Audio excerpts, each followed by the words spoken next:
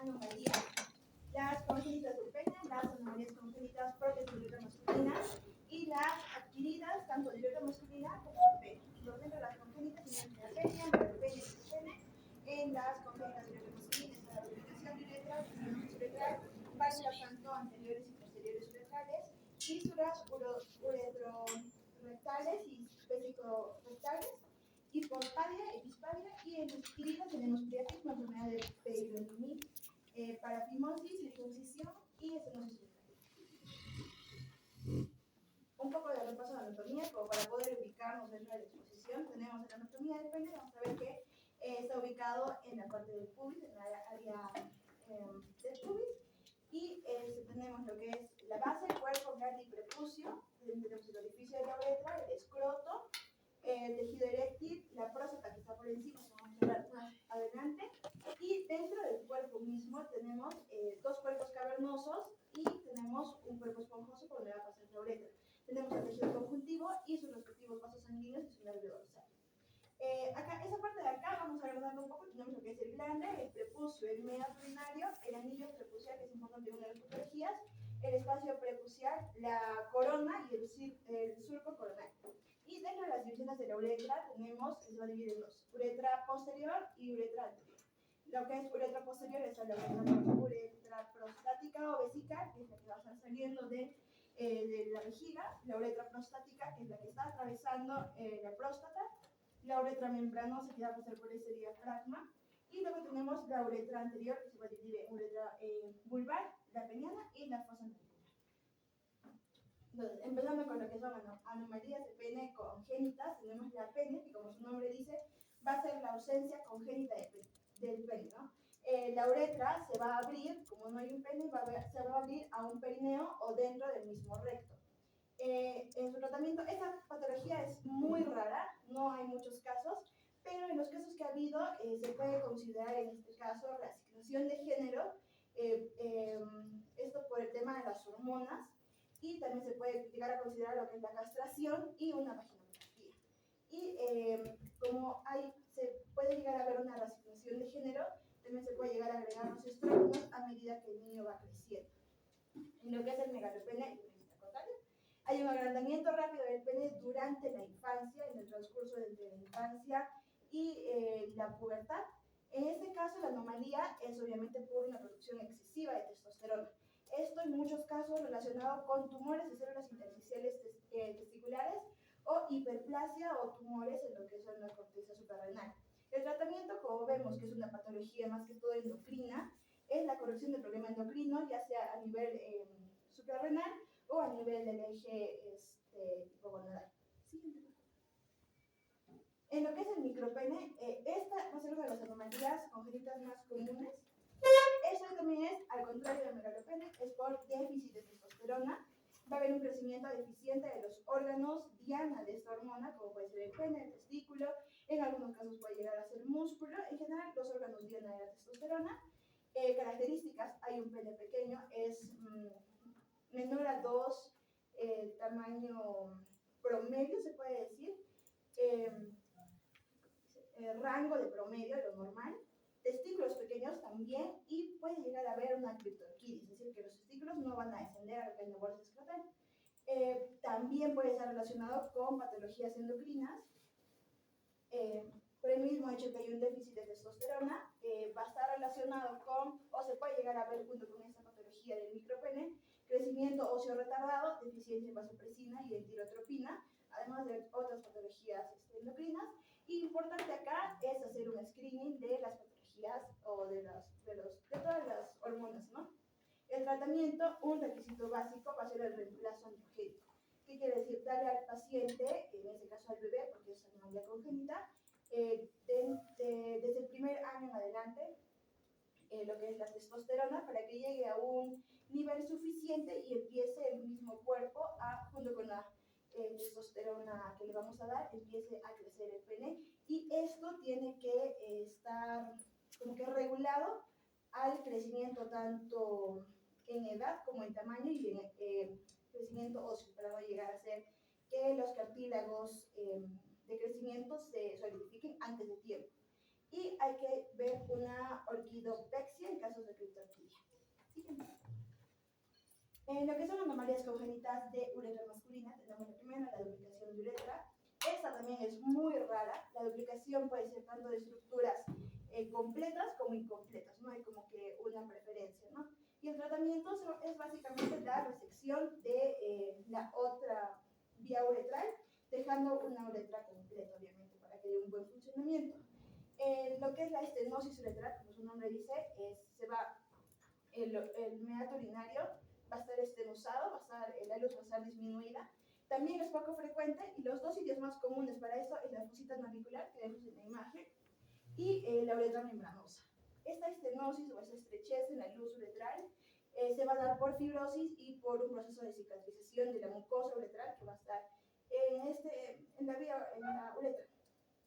Y en casos graves, esta estenosis, al no poder haber un flujo urinario normal, puede llegar a producir hidronefrosis, como vemos acá, que es todas las vías urinarias se empiezan como a hinchar, empiezan a retener por la misma retención de orina. Y en el diagnóstico, más que todo, en la urografía intravenosa, que en este caso es y la uretrografía miccional, que esta sí es con un contraste, como podemos ver en la parte de acá. Acá vamos a ver la estenosis, que no está pasando, o sea, el calibre es menor a lo normal, en esta parte de acá. Y el tratamiento es una dilatación o una dilatación con instrumentos como la sonda o instrumentos propios de un urólogo, o la uretrotomía, que va a ser pues abierto. Sí, por favor.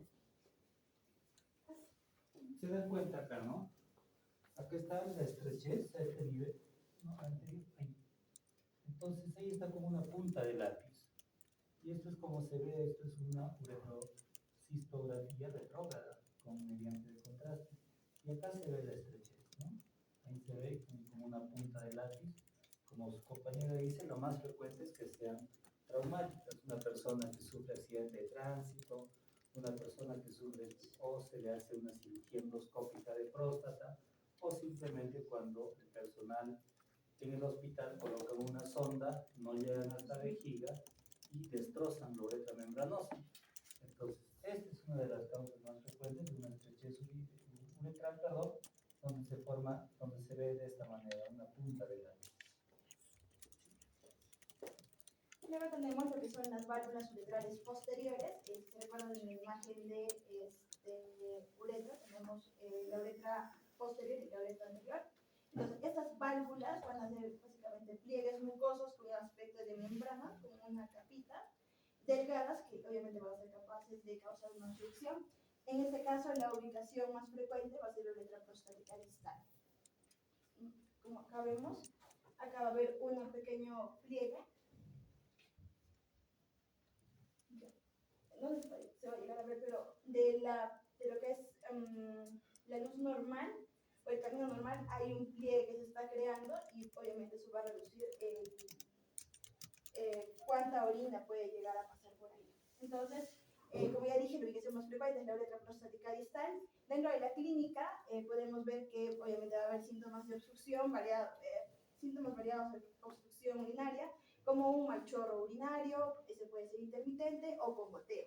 Y es muy frecuente en este caso lo que es ictus, por el mismo hecho que la orina no va a poder salir, entonces la orina en la vejiga va a empezar a acumularse y va a empezar a presentar problemas con infecciones urinarias. Y obviamente también la hidronefrosis, por el mismo punto que ya les mencioné antes. En los diagnósticos laboratoriales puede haber azoemia y mala concentración por parte de los riñones, porque ya la concentración de orina está empezando a ir ya ascendente. La orina infectada por el mismo hecho que se va a quedar la orina en la vejiga. En radiografía podemos usar lo que son cistografía miccional. Eso nos va a mostrar la elongación y la dilatación de la uretra posterior. Y en el caso de ecografía vamos a ver la hidronefrosis. En lo que es el tratamiento, obviamente tiene que haber una destrucción de esta membrana o de esta válvula, pero en caso sea de leve a moderado el caso, va a haber una fulguración transuretral, que eso es como una electrocauterización en la membrana. Puede también haber uso de sondajes o de dilatación uretral en uretrostomía perineal, que eso es abierto. Y en caso que sea ya grave y ya haya hidronefrosis, acá va a haber un tratamiento individual, ya puede ser con una cirugía abierta y obviamente siempre con antibióticos ya en este punto. Un punto importante de las uretrales posteriores es que son las lesiones uretrales más comunes en neonatos y en lactantes. Siguiente. En lo que son válvulas uretrales posteriores, estas también igualmente son muy raras y estas van a estar ubicadas en cualquier parte distal a la porción membranosa. Acá también es muy frecuente el ITU y la enuresis, que va a ser la micción involuntaria nocturna. Y el diagnóstico también es mediante uretroscopía y cistouretrografía. Como podemos ver acá, esta es una imagen normal de cómo sería una uretra, una uretra, en una cistografía miccional. El tratamiento, igual que el anterior, destrucción de membranas con electroporación endoscópica. Entonces, la siguiente tenemos las fístulas urorectales y vesiculorectales. Entonces, va a ser la comunicación anormal entre estos dos aparatos, tanto el urinario como el digestivo, la parte final del digestivo. Igualmente son muy raras, pero están relacionados con el ano perforado. La causa posible, obviamente, es una mala formación o una formación incompleta de lo que es el tabique urorectal. Esto, si recordamos un poco de biología, la cloaca tiene que dividirse con el tabique urorectal para dar lugar a la porción final del recto y la porción final, o una porción del sistema urinario. En este caso, esta tabicación no va a haber y se va a dar esta relación anormal, esta fístula. Entonces, la clínica, si el ano va a estar incompleto, obviamente la eliminación de heces y de gases va a ser a través de la uretra, pero si al contrario el ano está completo, la eliminación de orina se puede dar por el recto. El diagnóstico es igualmente con imágenes, cistoscopía y panendoscopía, y el tratamiento, obviamente, es la apertura del ano perforado y el cierre de la fístula. Siguiente, por favor. En lo que es la hipospadia, ese va a ser el trastorno en el cual el meato urinario, que se supone que tiene que estar en la parte final del pene para poder tener una buena fisiología urinaria, va a estar ubicado en el lado ventral del pene, es decir, proximal a la punta del glande, es una ubicación anormal, ¿no? En este caso, si recordamos un poco también de biología, la diferenciación sexual y el desarrollo uretral va a empezar entre la semana 8 y se va a completar en la semana 15. Es decir, la uretra se va a formar de la fusión de estos pliegues que vemos acá, los rojos. Entonces se van a empezar a juntar, a fusionar, y ahí es donde va a dar lugar a la formación de la uretra. Pero en este caso los pliegues no se van a llegar a fusionar bien y como vemos va a quedar una abertura, entonces eso va a ser lo que se vendría a formar al final en un meato. Entonces, y por último también el prepucio no se va a fusionar en la cara ventral del pene. Es un poco de embriología, un poco de a quienes les da más, es más común en la raza caucásica o en blancos que en población afroamericana o afrodescendiente. Y en su clasificación, de acuerdo a la ubicación, tenemos casi un 70% de los casos van a ser penianos distales o coronales. Acá tenemos, según esta imagen, dividido en tres: anterior, medio y posterior. En el anterior tenemos el glandular, el coronal, el subcoronal. En lo que es en el medio tenemos el cuerpo del pene en la parte distal del cuerpo del pene y en la parte proximal. Y en posterior tenemos el pene escrotal, el descrotal y el perineal, que es obviamente más para posterior. Eso es la clasificación de acuerdo a la ubicación. Pero también tenemos, según la anatomía del prepucio, la ubicación de la uretra y presencia de la curvatura. Tenemos tres formas: la forma frustra, la hipospadia, la estándar y la severa.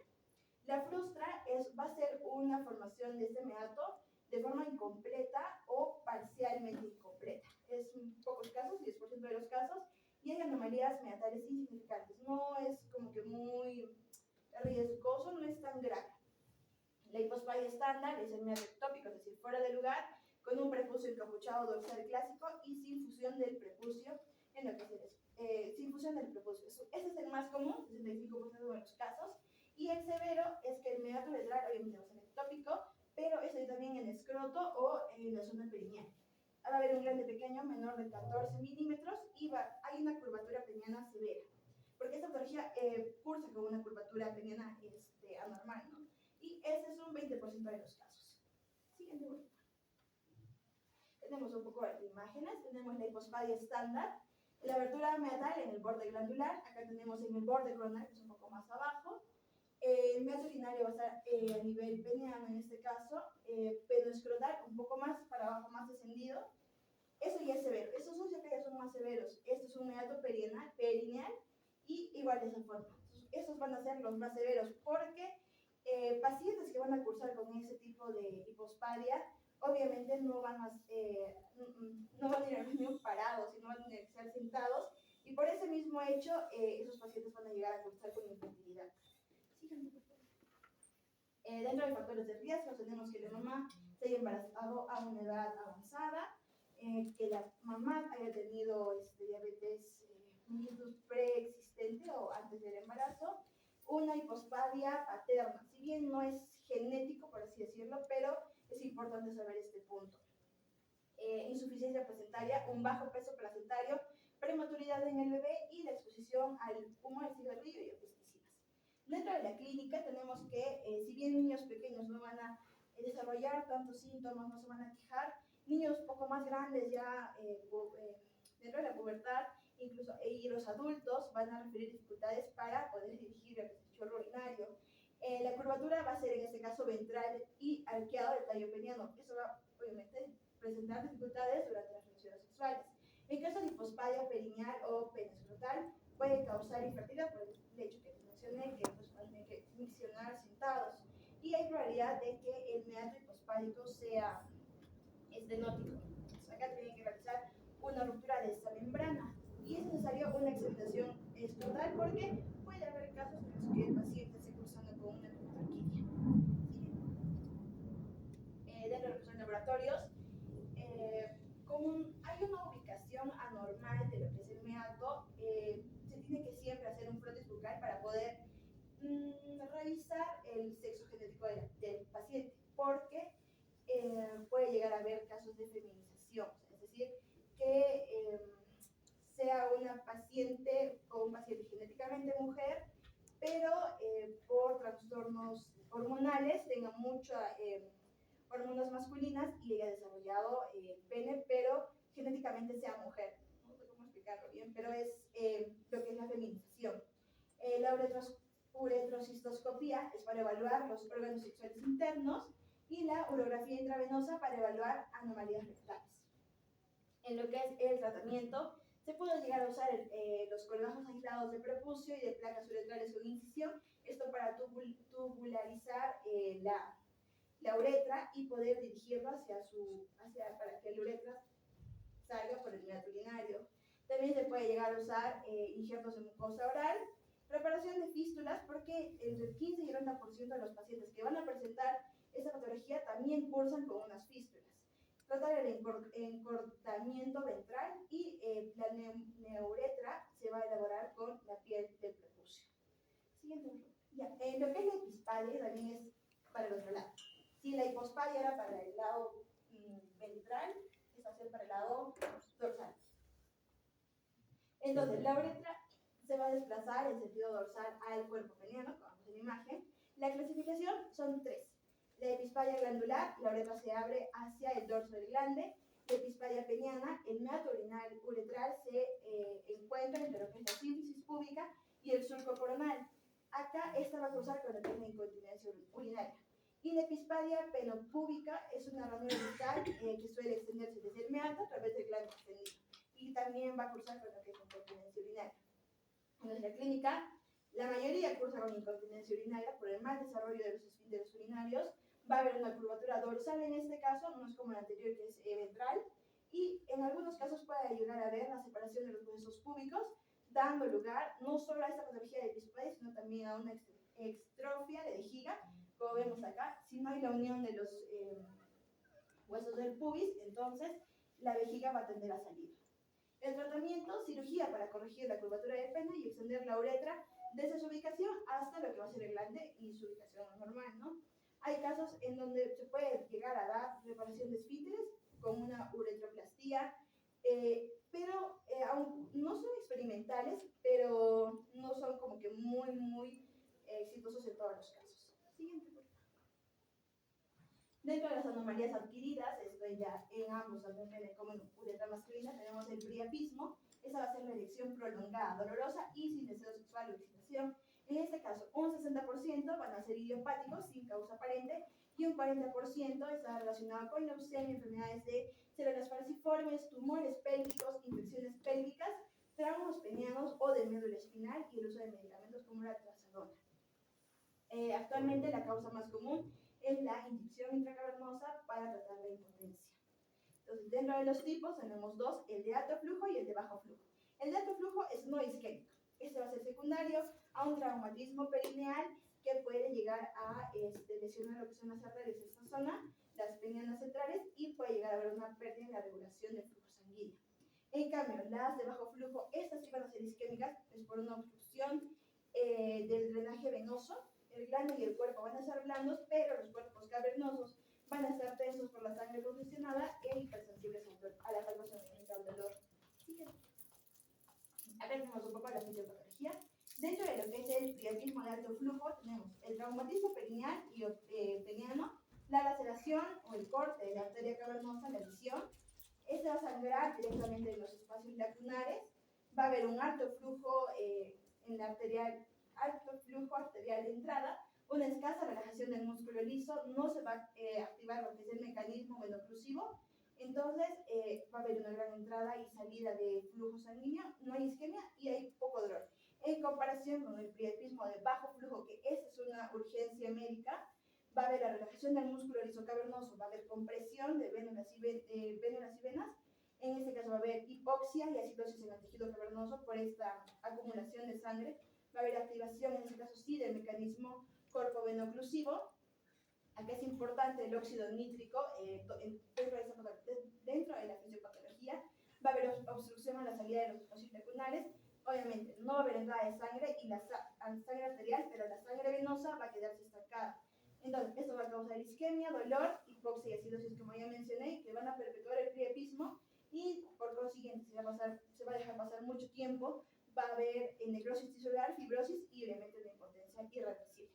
Acá el daño tisular microscópico del priapismo de bajo flujo se va a llegar a ver desde las 4 hasta las 6 horas, pero si la erección dura más de 24 a 48 horas, el daño obviamente va a ser irreversible porque se va a formar esa fibrosis, necrosis del músculo liso cavernoso y de las células endoteliales, causando a futuro una disfunción eréctil. Dentro del tratamiento tenemos dos, el médico y el quirúrgico. El médico, esto más que todo para el priapismo isquémico, que es el más dañino, por así decirlo, en urgencia. El priapismo isquémico, si es menor a 4 horas, se puede hacer una inyección intracavernosa de fenilefrina. Va a ayudar con la contracción del músculo cavernoso y va a restaurar de esa manera el flujo venoso. Y dentro del quirúrgico, si es que esto no funciona o pasa demasiado tiempo, se puede hacer para que la sangre salga, un tipo de fisura de derivación entre lo que es el glande y los cuerpos cavernosos, para obviamente mantener descomprimidos los cuerpos cavernosos, como podemos ver en esta parte de acá. Y eso es un poco del algoritmo que se puede usar: diagnóstico, anamnesis, exploración física, gasometría y Doppler. Priapismo isquémico, ya tenemos el diagnóstico del priapismo isquémico menor de 24 horas, evacuación de la sangre oscura más agonistas alfa-adrenérgicos diluidos, que vendría a ser la fenilefrina. Si hay fracaso o ha pasado de 1 a 2 días, derivación en T, pero derivación en T más anticoagulantes. Es importante dar anticoagulantes para que el caso de priapismo no vuelva a surgir. Y si ha sido mayor de 2 días, igual, derivación en T, tunelización, que vendría a ser esta, más anticoagulantes, igual, para que no se repita el caso de priapismo, y vamos a llegar a la resolución. Doctora, anterior, ¿cuál es la dilución de la fenilefrina? Imagínense que esto es bien frecuente y de repente lo van a tener en casos donde estén haciendo serum, o estén haciendo o estén trabajando en periferia. Es bastante frecuente los temas de priapismo.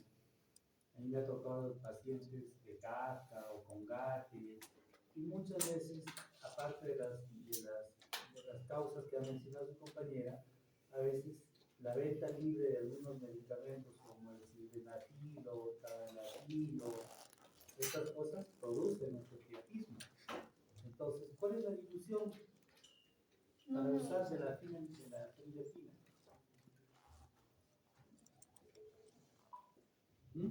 No.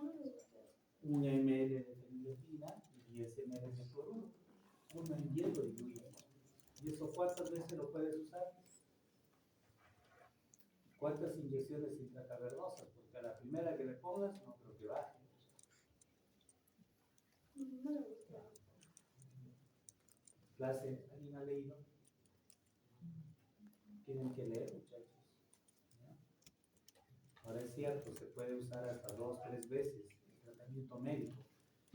Muchas veces tenemos fracaso con el tratamiento médico y vamos a la parte quirúrgica. Pero a veces de la parte quirúrgica o a veces los pacientes, los varones en especial, son bien reacios a venir al médico por estos temas. Y ya vienen después de 24 o 48 horas. Y como ha dicho su compañera, muchas veces ya hay un daño celular, un daño tisular. Entonces, si no responde al tratamiento médico, pasamos al tratamiento quirúrgico. Y el tratamiento quirúrgico es drenar toda esa sangre que tiene. ¿Qué es lo que podemos hacer? Poner 2 abocas a cada cuerpo cavernoso para empezar a drenar. Pero muchas veces también tenemos fracasos en esos tipos. ¿Y cuál sería la otra alternativa de tratamiento? Que no está en tu diapositiva. Si fracasamos, tratamiento médico. Fracasamos con el tratamiento quirúrgico, que es el drenaje o el drenaje de los cuerpos cavernosos. ¿Cuál sería otro tratamiento? La tumorización no puede ser, doctor. Estamos hablando ya que es el drenaje, la tumorización, ¿correcto? ¿O me estoy equivocando? Ya. ¿Cuál es el último tratamiento que podríamos hacer?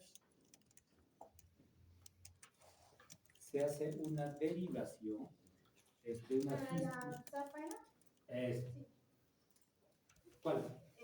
No, o sea, se deriva lo que son las venas penianas a lo que es la arteria safena.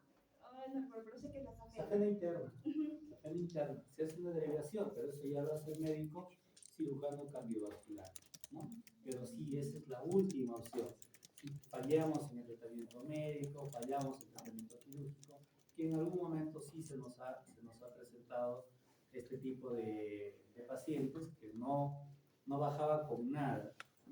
Sí tuvimos que llamar al médico cardiovascular para que le haga una derivación a la safena interna. Sigue, doctor. Luego tenemos la enfermedad de Peyronie. Esta va a ser la inflación plástica del pene, va a afectar mayormente a hombres en edad avanzada y en edad mediana a avanzada. La clínica esta va a ser una erección dolorosa, va a haber erección y va a haber dolor. Si el pene no va a estar erecto, no va a haber dolor. Acá va a haber una curvatura del pene, como podemos ver acá. Va a haber una mala erección distal a la zona afectada y en la exploración el pene va a presentar una placa dura, o pueden ser varias, fibrosas que van a comprometer la vagina. Esto se puede clasificar. Es como esta. Se dice que es algo así como una cicatriz que va a empezar a fibrosarse. Si se revisa bajo microscopio van a ser parecidas a las contracturas de Dupuytren, si no me equivoco. Entonces más o menos por ahí se ve un poco la fisiopatología. Como dije, puede ser una como en la imagen o pueden ser varias. Entonces eso va a ser como que una cicatriz que va a jalar, entonces va a ser que curvo. El tratamiento va a ser la observación y el apoyo emocional en un inicio. Si no, va a haber una revisión espontánea, porque eso es lo que se espera en esta patología. Se puede probar lo que son ácido aminobenzoico, es en polvos o en tabletas, o también vitaminas, tabletas de vitamina E. Estas tienen un éxito limitado, hay casos que sí, hay casos que no. Luego se va a pasar al procedimiento quirúrgico en casos refractarios. Va a ser decisión de esa placa fibrosa con el reemplazo de injerto dérmico o venoso. En este caso sí han tenido éxito. Pero otros autores también refieren que se retira la placa y se inserta prótesis penianas en los cuerpos cavernosos. Como podemos ver acá, acá está todavía con la placa fibrosa y acá ya está con la resección de la placa, ¿no? Perdón, regresa. ¿Cuál es el mecanismo para que se produzca una enfermedad de Peyronie? ¿Por qué se produce? Y es bastante frecuente también.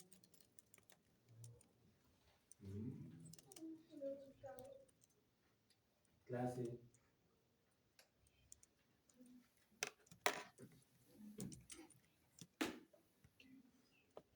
¿Qué puede producir ahí una cicatriz, doctor? A ver, pensemos un poco de todo. Algo traumático. Traumático. ¿Y cómo se va a traumatizar el pene? ¿Caminando? No. Durante las relaciones Masturbación, uno. Otro. El cierre. Relaciones sexuales. No, cierre no.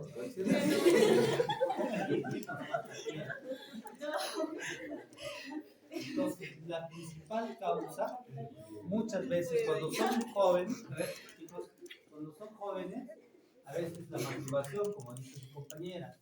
Otra causa, la más frecuente, es en las relaciones sexuales. Cuando la mujer está encima y al momento del acto sexual, quiebra o se fractura el pene. Fracturas de pene. La primera causa de enfermedad peyronie, fracturas de pene. Es cierto, se hace una placa. El pene puede quedar doblado hacia arriba, hacia abajo, hacia la derecha o hacia la izquierda, dependiendo dónde se rompe. Y esto sí es una emergencia porque el pene se pone equimótico, se pone edematoso, hay una ruptura del cuerpo, una ruptura del cuerpo cavernoso. Uno de los cuerpos cavernosos se rompe. Y eso en urología se llama fractura de pene. Entonces, al hacerse acá una placa fibrótica, se fractura el pene, el paciente no dice nada, lo deja así, la enfermedad viene ya con una enfermedad, el paciente viene con una enfermedad de peyronie. Entonces, ¿qué es lo que se hace? Eso de retirar la placa fibrótica no da buenos resultados, no se tiene buenos resultados, ni mucho menos las inyecciones de toxina botulínica, nada. ¿Qué es lo que se hace? Al lado contralateral de la fractura que se pudo tener, si el pene está hacia una curva hacia arriba, entonces lo que hace es una duplicatura que se llama.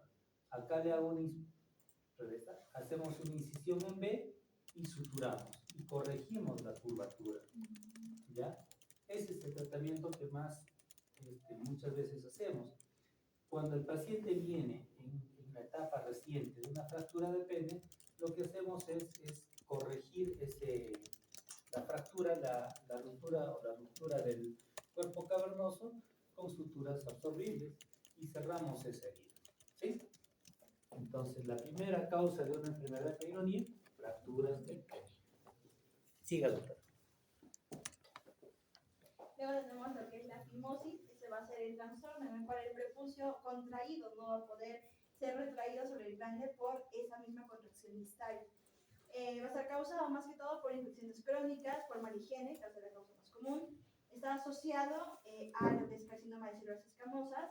Se puede presentar a cualquier edad, pero más que todo está relacionado a hombres con diabetes que van a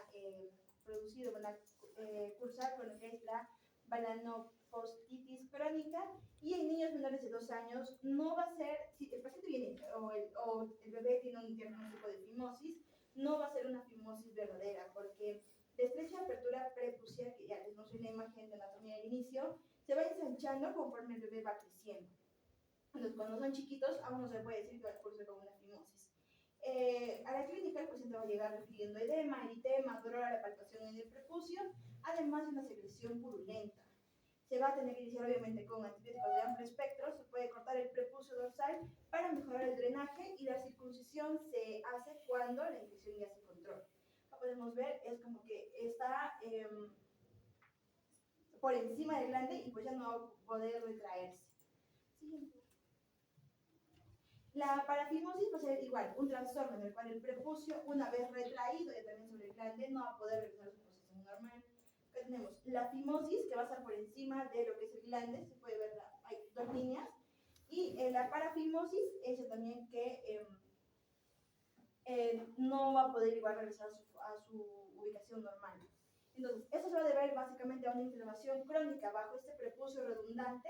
Va a haber una contractura de la apertura prepucial, una formación de un anillo rígido en la piel, una congestión venosa que va a causar un edema y una hipertrofia del glande, como vamos a ver en la imagen, y cuando pasa más tiempo, a haber mayor progresión, una oclusión arterial y una necrosis de esa parte del glande. Para el tratamiento, se dice que se puede aplastar con firmeza el glande durante 5 minutos aproximadamente para disminuir el edema de tejido y poder reducir el tamaño. Siguiente, por favor. Bueno, eso sería todo. Gracias.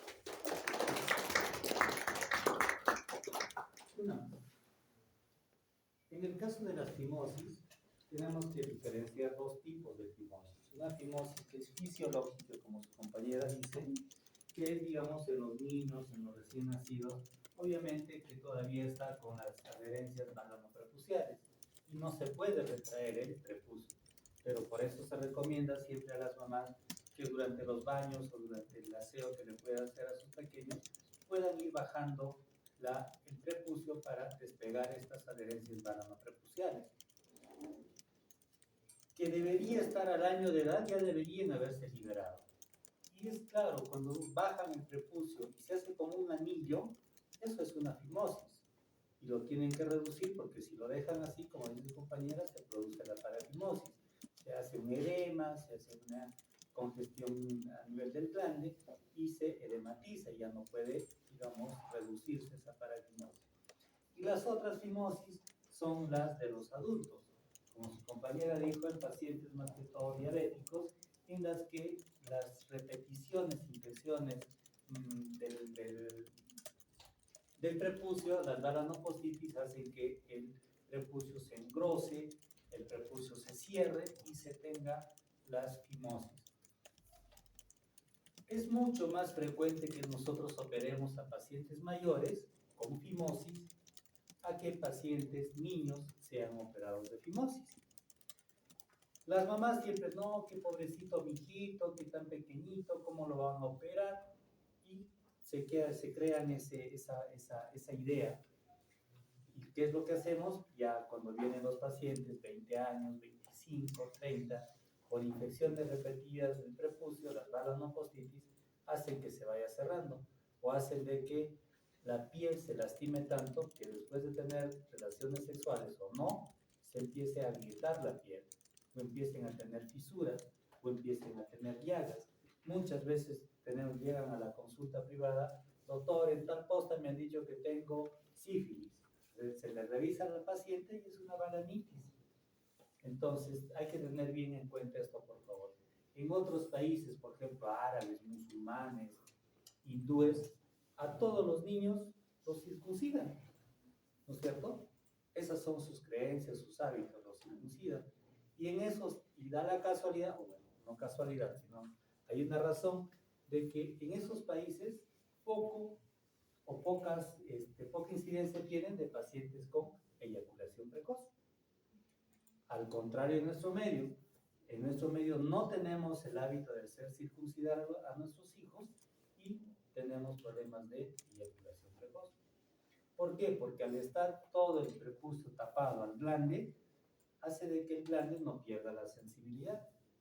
Y esto obviamente disminuye en el tiempo eyaculatorio por la eyaculación precoz. Entonces, particularmente yo siempre recomiendo que se haga una circuncisión por varios temas. Uno, primer tema es el tema higiénico. Pacientes circuncidados jamás van a tener balanitis o balanopostitis. Y segundo, el tema de la función sexual, de la eyaculación precoz. ¿Sí? Para fimosis, como dice, a veces la mamá, doctor, lo está bañando a mi hijo, y le bajé, le hice sus masajes, se despegó todo y se queda así, y se queda edematizado. Más de una vez hemos visto en una urgencia médica que viene el paciente pues completamente con un edema, enrojecimiento o una congestión o un enrojecimiento del glande y tenemos que reducirlo. Entonces lo que su compañera dijo, ¿no? Agarrar el glande un poco, tratar de reducir fisiológicamente, aplastando un poco, haciendo un poco de fuerza y reducir el prepucio. Básicamente eso. ¿Sí? ¿Preguntas, dudas, muchachos?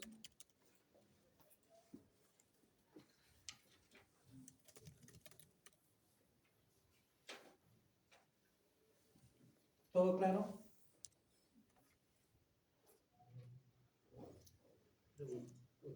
Algo que no haya entendido.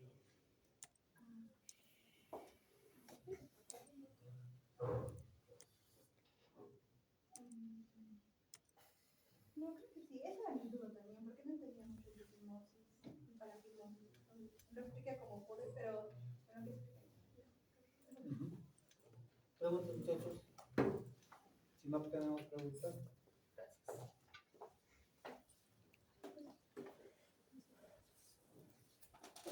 Esta va a ser la dinámica más o menos cómo se van a desarrollar los temas.